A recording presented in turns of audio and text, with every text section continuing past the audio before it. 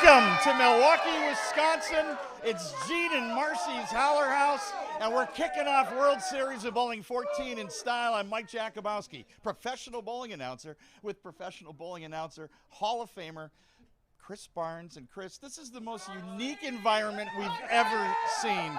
We're going to get things started off with USA versus the world and a captain's match. And your first impression walking into Gene and Marcy's? Well, I first got to come here about 25 years ago, and it was a one-time thing then. I thought being back here, seeing two of the greatest players in the world with arguably the best match that's ever happened in one of the most historic venues in the world, I can't wait to get this thing started. We are having fun at Gene and Marcy's. Are you guys having fun back there? Oh, yeah. Established in 1908 by the Skoronsky family. Chris, these lanes were first certified in 1910, the oldest certified lanes in the nation, providing the backdrop. We're upstairs in the tavern. We're just about to head downstairs to this incredible bowling venue. You've bowled all over the world. You've bowled in arenas, in bowling centers of every shape and form you've ever seen. Anything quite like this. But nothing quite like this. That's exactly right. It's one of a kind type of venue. We'll have pin boys. We have everything that's historic about the game, and now we're gonna have two of the best players in history. And getting ready with World Series of Bowling 14, we're starting off with USA versus the World, which gets underway on Fox on Saturday live. USA versus the World. USA! USA! USA! And our captains round, the two captains, Tommy Jones and Jason Belmonte, representing each of their squads, bowling a special match today. You've done a lot of team bowling, collegiately, Team USA, Weber Cup. Put me in the mindset of team bowling. Well, it's a whole different thing. It's not only yourself you have to depend on, but you got 3 or 4 other guys counting on you, plus, in this case, the entire upstairs of USA. So it's a different thing. For sure, we have the best player in the world of this generation playing a guy who's made a lot of captains look pretty good, but this time he's at the helm. We'll see if he can help himself. Well, they're going to watch upstairs here at Gene and Marcy's, and Chris and I are going to head downstairs to the lanes where Tommy Jones and Jason Belmonte are getting underway with some practice before 10 frames of bowling.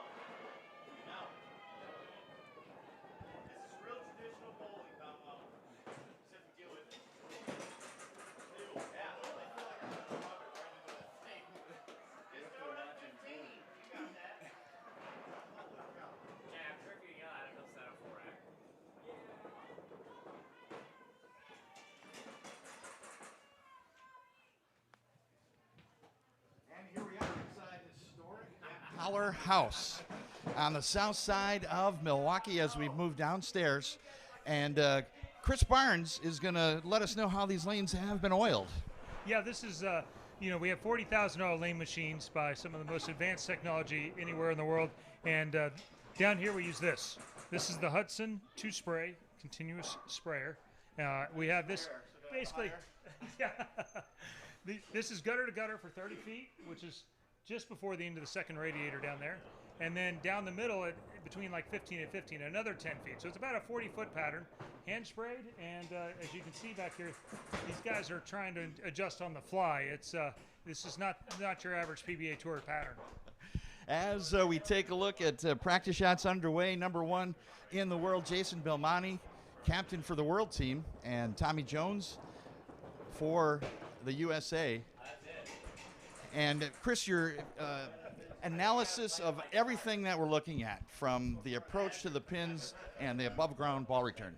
Well, there's a lot of challenges you don't see every day. One, you have you can't move very far left. You have the wall on one lane, you have the ball return on the other. You have no dots here on the approach either.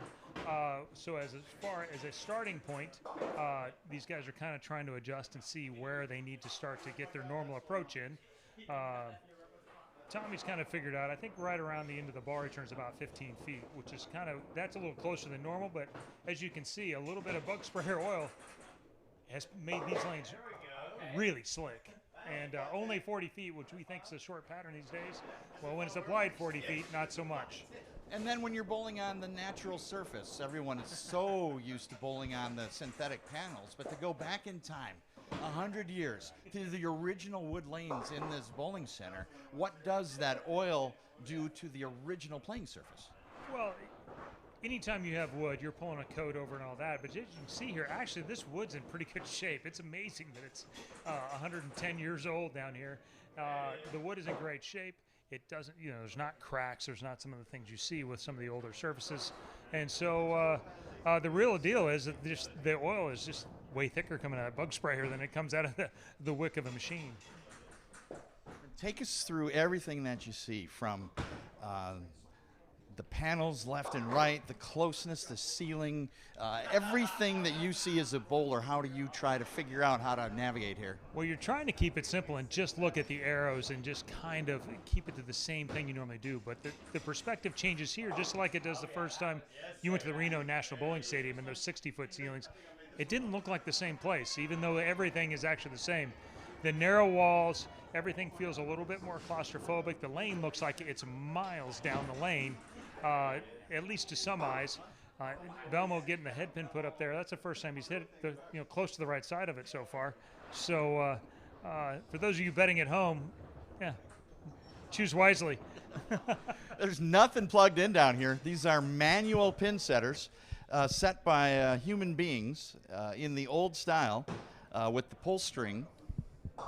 As we look at Belmo and Tommy Jones getting set for 10 frames. Nobody happier down there than that pin boy that Anthony Simonson's not bowling right now with pins off spot. So he might run down there and do them himself at some point. What are you seeing as far as pin flight? It looks relatively normal, but the one thing you notice is these two guys have switched lanes. The right lane hooks a lot more than the left lane. Which makes some sense. Belmo was having a hard time keeping it on the right side of the lane, and Tommy's ball didn't look like he wanted to hook, and now we flipped it. So this is going to be a challenge 100%, and one of the things that is so great about the technology of lane machines is you can do the lanes the same all the time. With a bug sprayer, not so much.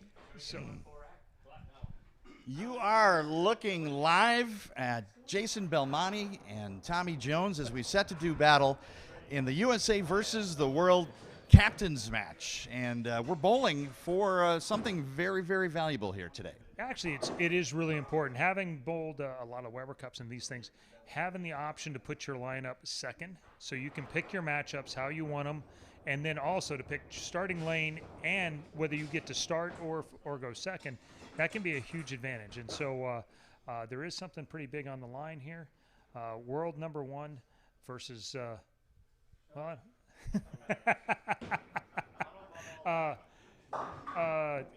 guy who's made a lot of other captains look good, and he's going to try and help himself this time. But speaking of both of our players, Tommy Jones, breakout star of his era, continues to elongate his career. And Tommy's power game was something that hadn't been seen when he came along. Yeah, he was the next generation. When he came out and kind of fired off wins like they were free there when his first couple of years. He had a couple of shows, got a feel for TV, and then won like 10 in a row. It was wild how good he was in that spot. So we're going to get a chance to challenge that in a brand new environment, though, here. And I don't know. Belmo's been around the world. He's bowled in a lot of different places, too, but this one might be a little bit different. What have you seen with Tommy Jones over time? Less hair.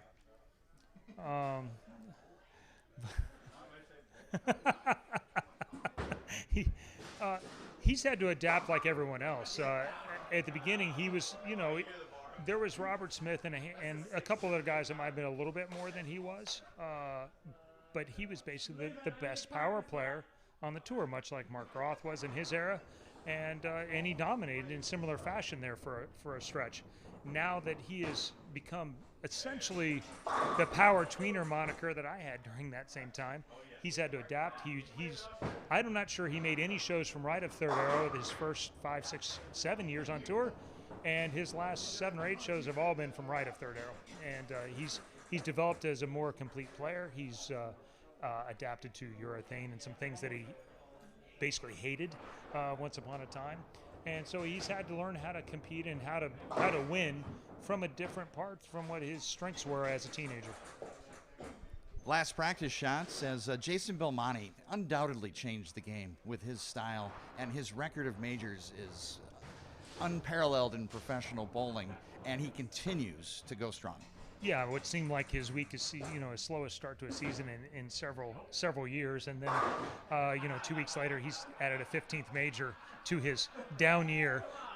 It seems there's no letting up, and 39 years old, he does not seem close to being done out here unless he wants to be.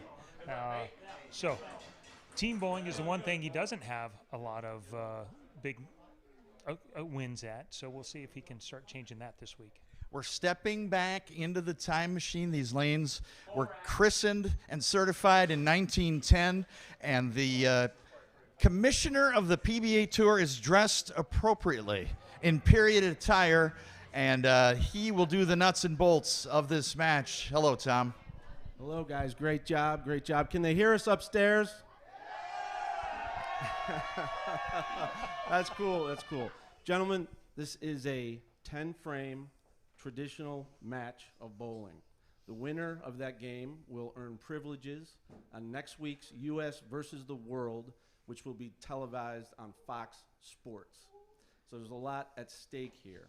Two of the greatest players in the history of the game right here in this historic building. This is a very special moment. It's really cool, and really cool to kick off World Series of Bowling 14. The greatest players in the world are here in Milwaukee for the next 2 weeks. Your teammates are here, and at the conclusion of your match, the loser of the match will have to set his lineup first for next Saturday's singles matches. And that will happen immediately after the match, so we'll all find out the matches Saturday. First thing we have to do is flip a coin to see who starts this match. Belmo, you have the right. This is heads, this is tails. Tails it is. Jason, Tommy Jones will start this match. Tails never fails. We're underway. USA versus the World Captains match. Tommy Jones, opening shot.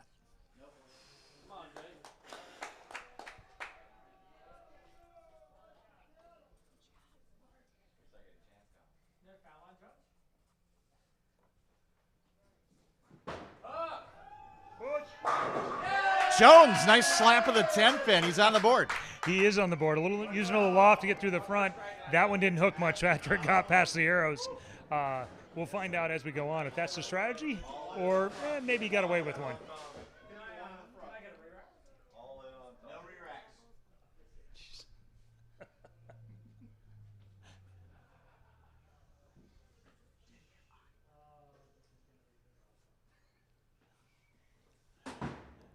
Asking for a re-rack before this started. Oh, mixing strike for Belmonte. Strike apiece. Well, after watching 10 minutes of practice, that's not how I thought this one was going to start.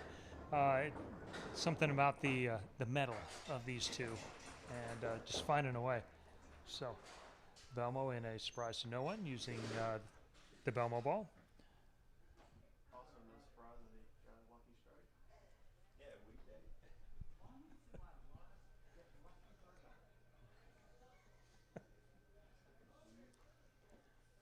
Once in my life, get lucky for a double is what he said. Oh.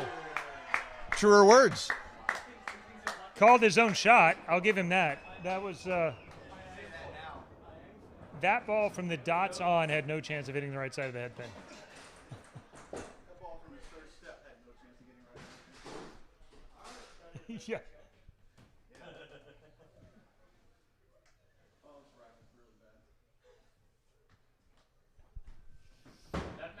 Tommy Jones, second frame. Mixing strike, double apiece. I heard somebody in the back say the over-under on strikes for this match was like 4.5, and these guys are at 4 after 2 frames. So, What's Tommy's equipment choice? I believe it's a Mastermind. He's going with a ton of surface, and he's just going to loft the front a little bit to try and get away from that early hook in the wood, and then kind of backing it in after that. They're tight down lane for sure.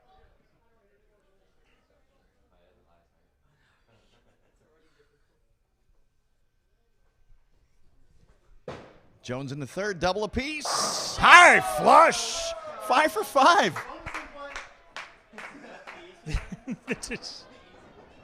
The six-pack. Is the six-pack a bonus available?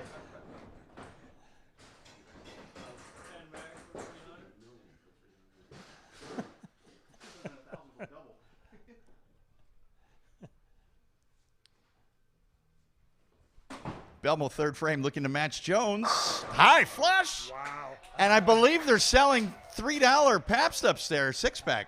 There you go. Pabst is on sale, and get at your nearest bartender right now. Chris, the greatest bowlers in the world can bowl in anything. It turns out so. Now we'll see if he can hit the right side of the head pin.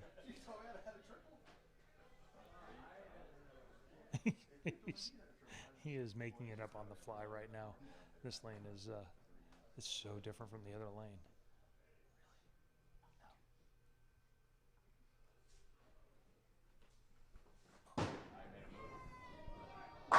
That's a Holler House ham bone. Wow. There isn't dots on there, so I really can't tell you accurately how much he moved, but I think that was about a 17 board left move with his feet, and well, it was actually only about four left of where his last shot was in that lane, but it did.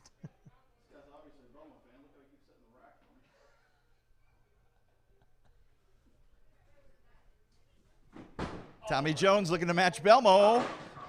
Tight. And a 4-7-10 split.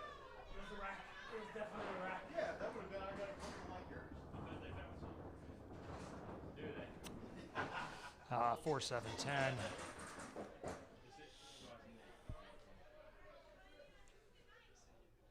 It's so great watching the pin boy have to move to the other sides because he knows he's going to throw it hard here at the corner. Oh, just slid behind. Open frame. First one.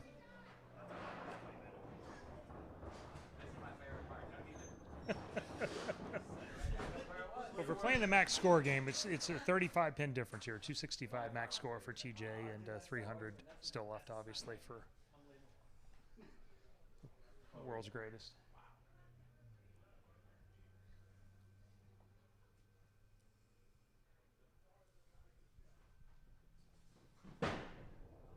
Beer frame Holler House. 8-10 split. Well, And he got the 5 out. we have the Belmo boom, and we have the TJ bink.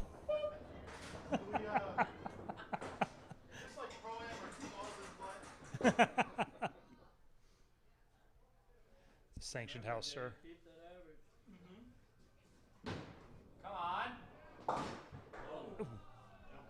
We're at the oldest sanctioned lanes in the nation, USA versus the world captains match. Jason Belmonte front 4 against Tommy Jones. The winner here will get to set the lineup for singles matches coming up. USA versus the world live on Fox Saturday. 5th frame.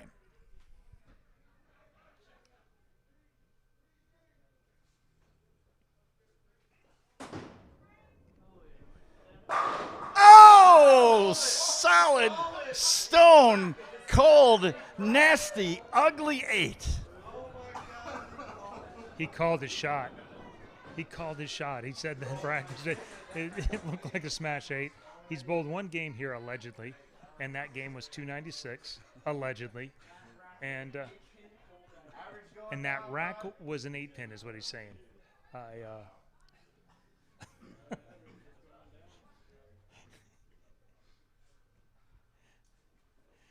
Even his teammates and opponents back here on the bench are in disbelief that he called his own shot there. What can you see that would give you the impression that that would be that type of rack? Jason, what made that an 8-pin rack for you? Well, the ball isn't really hooking a lot down lane, and 3 pin was a little off, so it was. Now I got one close. Shouldn't they? This one should be good though. Brooklyn Moss? Yeah, full five. This one.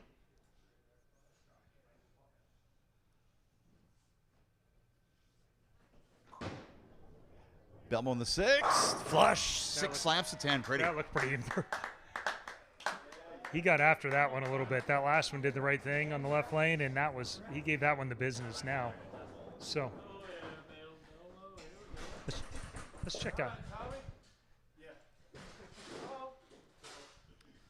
We'll look at this one. What's the biggest challenge for you? Is it the bar returns? Is it the ball? Oh, wait till Tommy throws his shot.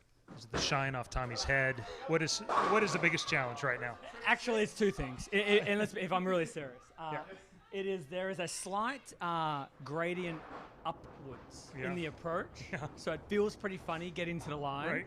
And then it's obviously the ball returns and the pins. The pins seem heavy. Like when we were practicing, I didn't think I was going to get 1 strike, let alone 5 or 6. So I think if you can get through the uphill approach, and you can kind of get the ball shaping through the pins, it's actually not too bad. Have you bowled on above ground ball returns very much? No. There's one bowling center in Australia in Newcastle. And I did, and I went there one time. Yeah. Never went back. I struggled a lot on the right lane. And then at the DAC in Detroit, the Detroit Athletic Club, they've got a pretty funny ball return there. The lane 3 there. No, yeah. normally not like this.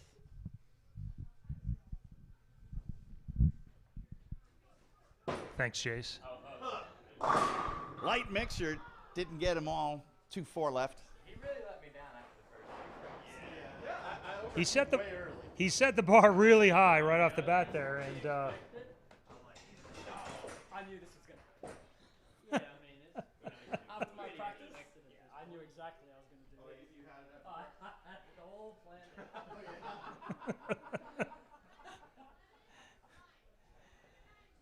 I don't know if you can hear Jason. He says he had this all planned out. He knew this is exactly how it was going to go. He was setting him up in practice.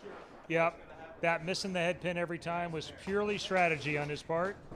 I hope on YouTube you can hear the fans upstairs. Oh, yeah. Oh, yeah. Fantastic Yes, to hear indeed. the cheers that they watch on a monitor upstairs in the bar. Oh, dead pack for Belmo in the 7th. Double. 279 max. I don't even know what to say. It was just plastered.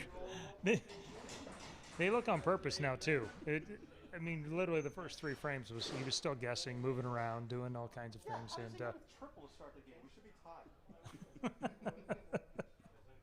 You get 2-8. You're not making it 2-8 on this.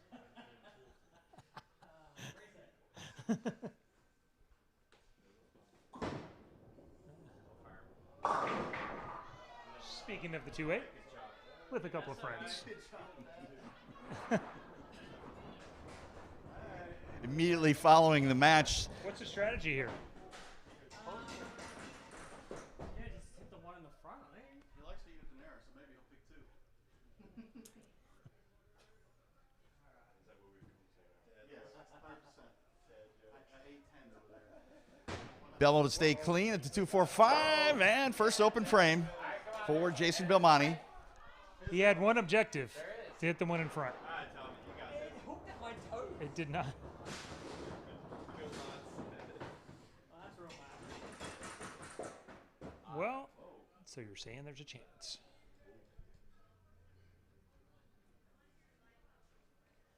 Down 30. Oh, come on. Oh, no. Down 30. Strike for Jones, 222 max with a 222 pace from Belmonte. 3-pin moves around a little bit on that right lane. He got the open rack there. If he strikes out, he shoots 222. Jason is on a 222 pace. So you're saying there's a chance. We have the possibility of a tie. Thank you. It's our famed colleague, Bo Burton. I can't go a match without the possibility of a tie. Jones up in the 9th, foundation frame.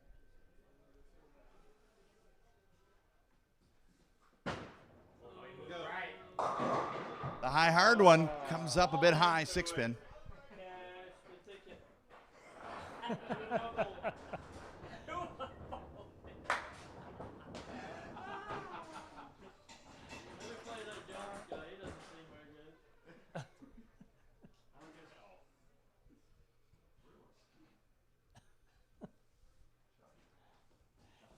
He's a touch scared of the wall.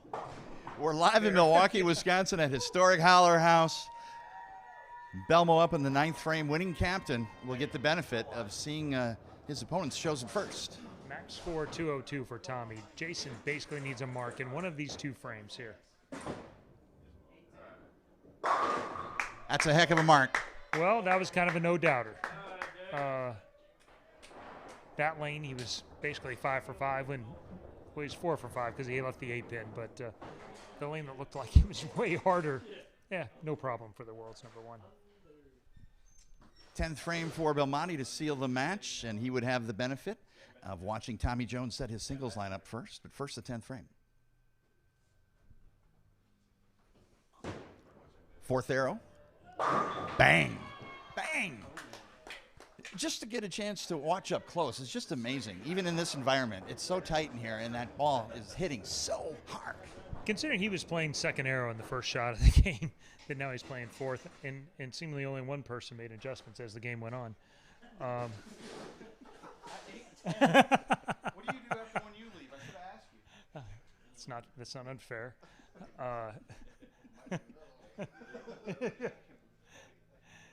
The 8 did change things a little bit in this match.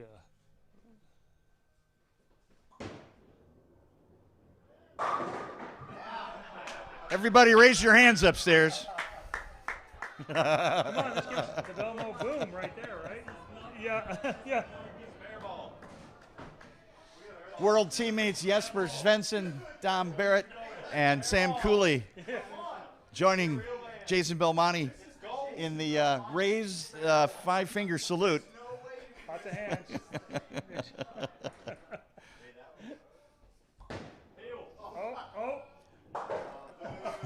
Oh. What was that? You put a little Simonelli follow through on that one. That was not 231 winner for Jason Belmonte, Chris, and the world is going to have the benefit to see how Tommy Jones sets his singles lineup. Yeah, he's going to have to go first, and then Jason will get the option of pairing up anybody he wants up against him, and that's half. Spare coming in very handy there with the extra 6 pins now. Tommy Jones teammates Anthony Simonson, Masters champion E.J. Tackett, and Kyle Troop, 3 of the hottest players on tour at the moment. 5 and 5 make 10 open, and filling the frame. You get another shot. And now the most cherished fill ball in the history of the Holler House is about to happen. Yeah, should have been coaching him up a little bit, I think.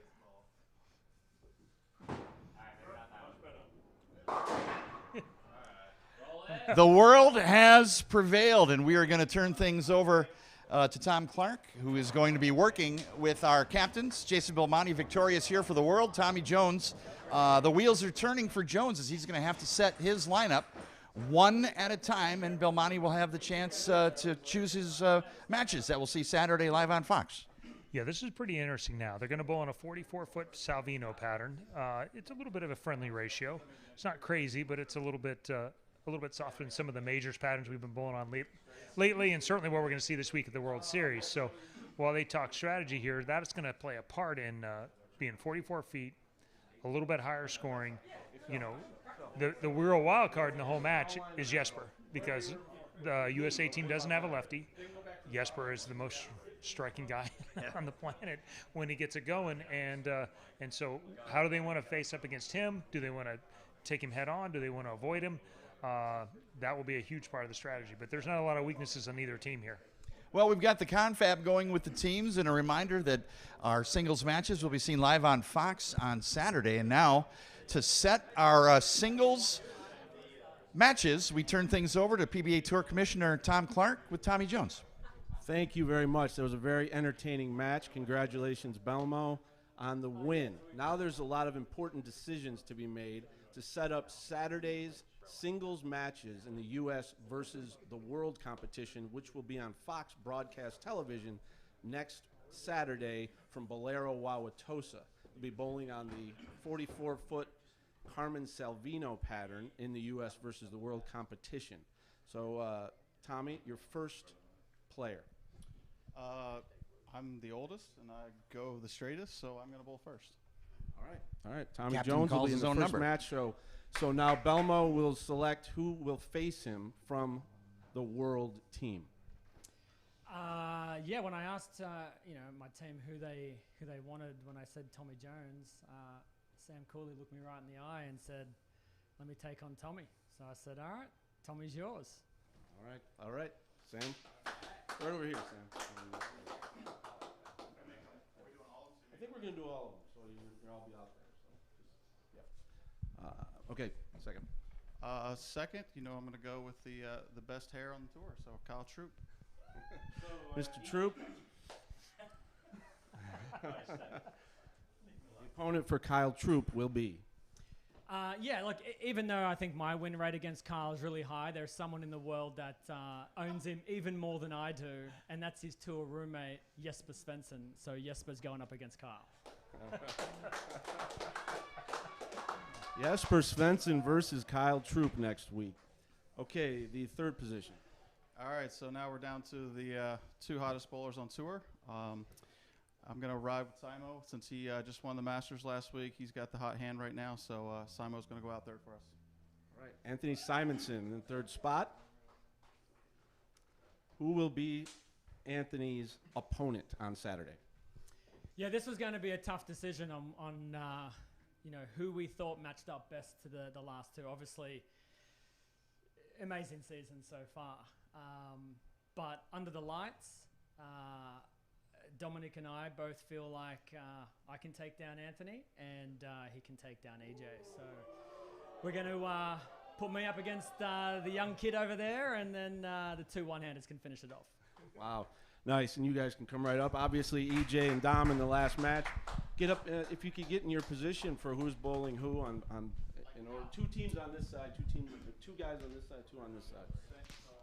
Jesper, you go there. You also go there. Oh, you go there. Sam, you come here. Yeah. Or go with me. Come down this way. All right. We're good? We're good that way. Connor, just hanging out here? No, Sam and Tommy, come on up. So, your thought of calling your own number, is that right out of the Norm Duke playbook for you? No, actually, that's just I go the straightest. So maybe if it doesn't go that well, at least I'll make them a little bit better for the guys coming behind me that want to curve it a little bit more. And in your guys' decision with, other than just matching up follicles, what was the plan? Do you have any history with Tommy? Do you have any record against him? Not really. The only thing I do have is growing up, I watched him bowl a ton online, so I tried to emulate him, and now I'm going to be playing him, so hopefully it comes out on top for us. Well, all I heard there is he said you were old. 100%. Yes. Good luck, guys. The next matchup, we've seen this one at the Weber Cup more than a few times, and as they mentioned, Jesper's come out on top more times than not. What are you going to do to change that this time? Well, considering I've been cooking for him all year, I might just change the recipe up a little bit one morning. Because he's got my number a little bit, but I've got to have one good game in me. Yeah, I got one. You got one.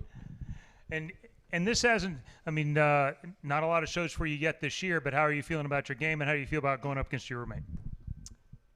Yeah, my game has been decent, I would say. I mean, obviously not the best, but normally it doesn't take my best to beat Kyle. So I'm looking forward to, go up against him, and obviously we're good friends. So, but when we're lacing up to bowl against each other, it's a whole different story. And I'm ready to help my team out by a win in this match.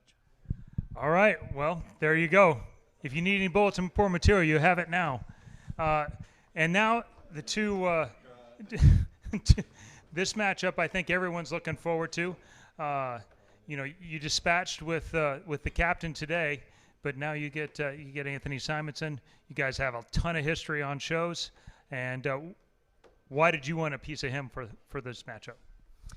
Yeah, it's a good question. I love that challenge. Like whenever whenever it is TV time, and you see that this guy's name is going to be up against mine, I seem to just relish that moment. I love it. I want him to make the show every time that I do because I want to beat him, because I want to I want to push him as well, and I respect him more than he probably knows. And so this match is going to be a lot of fun for me. I hope that some of the pins are a little off spot, so he gets a little fired up, a little cranky. We might have a phone ring in the background somewhere. I don't know. We might put a few little tricks out there and watch his head explode, and then it might be a little easier for me. I mean, if they give me 2 weeks to fix them, I can probably make them pretty good. What's going to be different about this match from your previous matches? This is obviously a team event, so we go out there, ride the team, just go out, bowl a good game. It's obviously a pleasure getting to bowl Jason anytime. So, just add another match to our totals. All right. And then our last matchup, EJ Tackett and Dominic, the Dominator Barrett.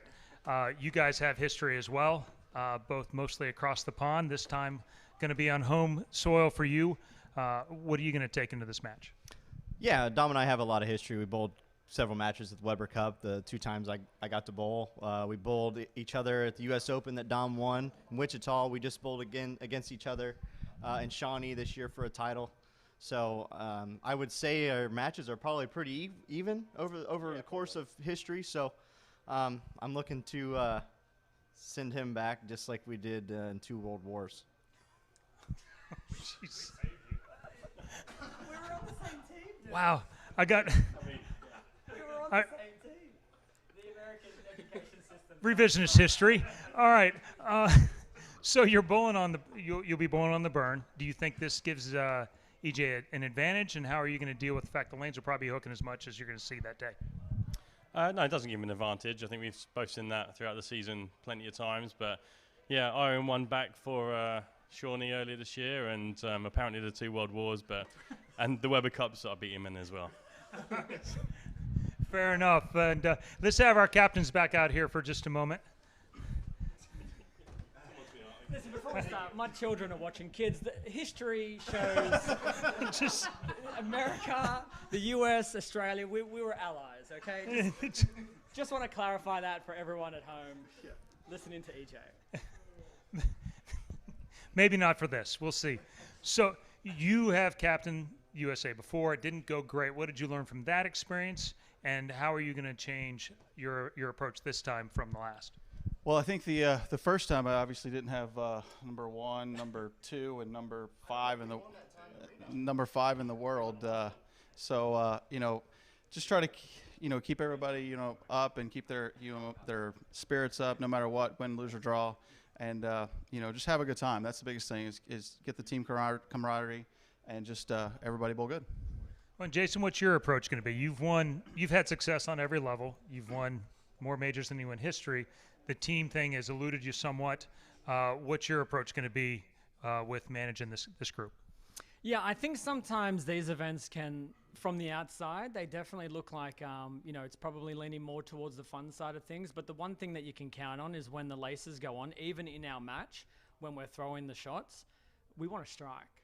Yeah. We don't want them to win. They don't want us to win. And so the same thing is going to happen when we show up on TV. It'll be, a few jokes here and there and apparently rewriting history sometimes. But once we actually throw the ball down the lane, it's all serious. It's all business. And I think that's probably something maybe I haven't given my best at in the team events. However, for the team versus the USA versus the world's had a lot of success. And those big moments, I've been able to step up in the past for the team. And the good thing is I can look back at any one of the 3 boys behind me and know if it's me or one of them, I'm confident that if it's ball in hand, we're gonna throw a good shot. So what's more important to you guys, the money or the pride of winning? There's money involved? I didn't even know. That's how much I care. That's how little I care about the money. It's definitely didn't even know we had money here. It's definitely the pride. Anytime you get to wear red, white, and blue and bowl for USA, no matter what it is, has always meant a lot to me. Bowl for Team USA many years, Weber Cup many years, coached the USA versus the world one time. So it's a big deal to me, and I'm looking forward to it on Saturday and Sunday. Well, I think we are too. Then again, that will be on Fox on Saturday, and we have a lineup for the ages. We do indeed, and we thank you for watching around the world today. And big thanks to Kathy and Tom Hafke upstairs, owners here at the Holler House, for their hospitality.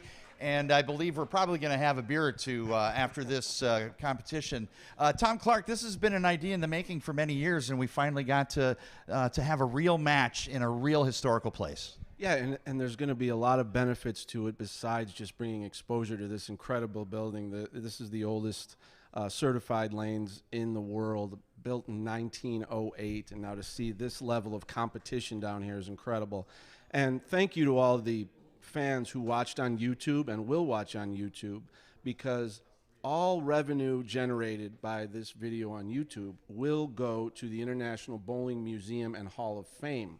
The trophy for the winner of the U.S. versus the world is called the Hall of Fame Cup, and that Hall of Fame Cup will reside in Arlington at the International Bowling Museum and Hall of Fame with a large photo of the winning team. So everybody that goes to the hall is going to have a chance to look at that cup and see the team that owns it each year. So we're adding a lot of special things to this thing. But the most special thing will be when these guys go upstairs to those fans, and those fans came out in big numbers. They're out on the street, and we love to see it. So thank you very much to the Holler House. And Chris, as someone who's bowled for Team USA and has felt the pride and the pressure to bowl for your country, both Tommy and Jason really bringing it home in terms of what this means to them. Yeah, these type of events have always been very special, and bowling team type competition is so much more special than individual, where when you win, you get to celebrate yourself, but there's really no one else happy for you that week. They all lost. So this is the one time when you get to do something for some other players, have guys on your side, and the pressure that goes along with that makes the success all the sweeter. One more thing. One more thing. One more thing. Can't forget, thank you to the pin boy back there. Incredible job. He's going to end up with a bunch of tips. Belmo ought to be rolling some coins down there for him. But yeah, that was a great job. They're chanting his name upstairs, so thank you to him. Our thanks to the greatest bowlers in the world. Our thanks to Gary Darashevsky, who fixed these approaches. Our thanks to the Hefkes and everyone here at the Holler House. For Chris Barnes and for Tom Clark, it's Mike Jakubowski. Get out and throw the ball this week. Enjoy the great sport of bowling with family and friends at a bowling center near you. And coming up, it's USA versus the world live on Fox this Saturday. Check your local listings. We're going to head up and have a beer. Crack one wherever you're at. You've been watching the PBA Tour on YouTube. Good night from Milwaukee.